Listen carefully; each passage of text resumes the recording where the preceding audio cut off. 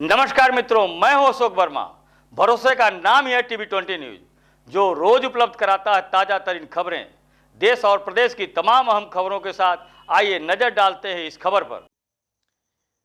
बहुगुणा स्मृति समिति के जिलाध्यक्ष साजिद खान आजमी की अध्यक्षता में हर साल भारतीय समिति की ओर से स्वतंत्रता संग्राम सेनानी की याद में विभिन्न प्रोग्राम, जिसमें मुशायरा व कवि सम्मेलन के अलावा कंबल वितरण, ब्लड डोनेशन का कार्यक्रम किया जाता है और ये काम निस्वार्थ सेवा भाव से किया जाता है।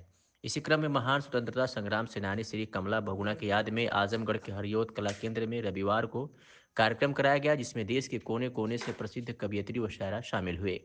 कमला बहुगुणा के संबंध में यह कहना पर्याप्त नहीं होगा कि आप अविभाजित उत्तर प्रदेश के मुख्यमंत्री एवं केंद्रीय मंत्री स्वर्गीय हेमावती नंदन बहुगुणा जी की पत्नी थी, बल्कि वे स्वयं संसद सदस्य होने के साथ स्वतंत्रता सेनानी भी थे। इलाहाबाद विश्वविद्यालय में अध्ययन के दौरान वे स्वतंत्रता संग्राम में कूद पड़े और इसके लिए कष्ट सहे। स्वतंत्रता संग्राम को जारी रखने के लिए उन्होंने छात्राओं का एक संगठन भी बनाया। वस्तुतः बहुगुणा जी से उनकी निकटता स्वतंत्रता संग्राम का प्रमाण है। वह एक दूरदर्शी महिला थी और न केवल आज़ादी की लड़ाई में बहुगुणा जी के साथ कंधे से कंधा मिलाकर सक्रिय थी, बल्कि देश की आज़ादी के बाद भी उनके साथ सक्रिय रही। वह इलाहाबाद जिला कांग्रेस के अध्यक्ष भी रहे। उनका व्यक्तित्व अच्छा और सरल था और वह हमेशा लोगों के साथ हंसती मिलती रहती थी। बहुगुणा जी की तरह कमला जी ने भी सिद्धांतों से कभी समझौता नहीं किया।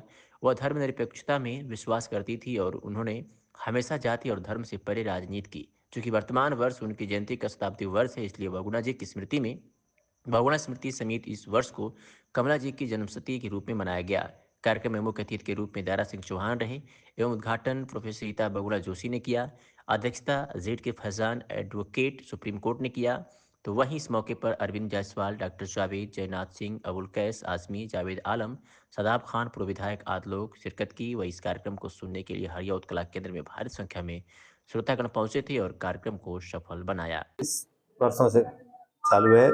बहुगुणा जी के नाम से होता है। हेमवती नगर गाँव में होता है, बहुत बड़ा प्रोग्राम होता है। हंगामी इस शहर में था, यहाँ मुख्तसर लोगों को बुलाया गया था। तो ये कमला जी का शताब्दी वर्ष चल रहा है। पूरे प्रदेश में, उत्तर प्रदेश उत्तराखंड में 40 यूनिट डिबेट हुआ, समापन लखनऊ में, पूरे साल प्रोग्राम चलेगा।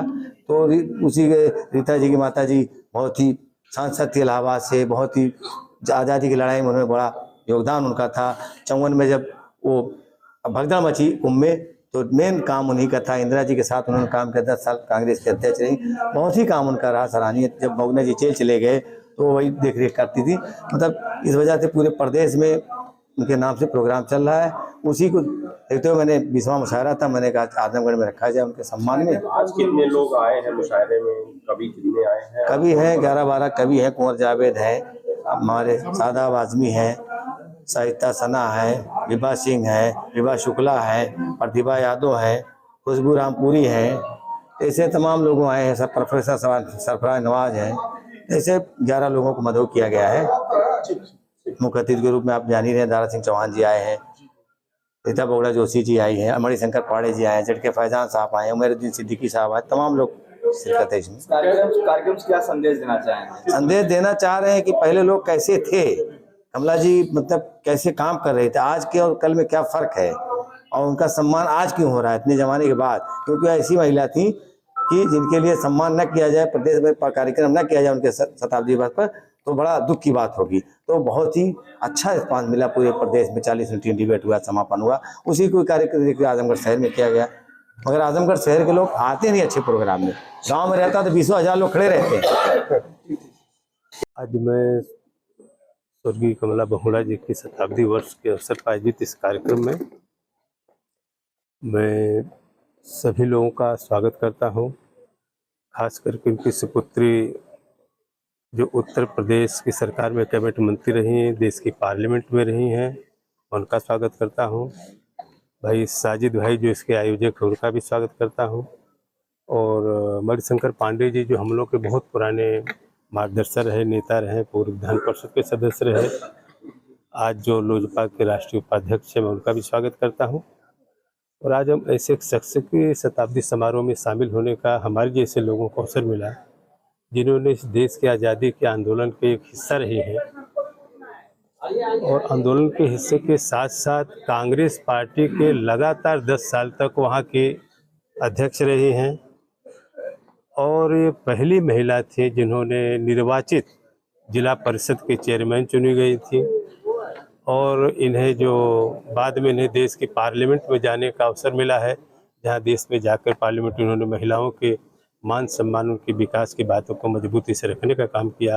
ये मेरा सौभाग्य है कि आज मैं इसी धरती का रहने वाला, यहीं मैं पला बढ़ा हूँ और आज यहीं पे स्वर्गीय कमला बहुगुणा का शताब्दी समारोह में शामिल होकर के मैं अपने आप को गौरवान्वित महसूस करता हूँ।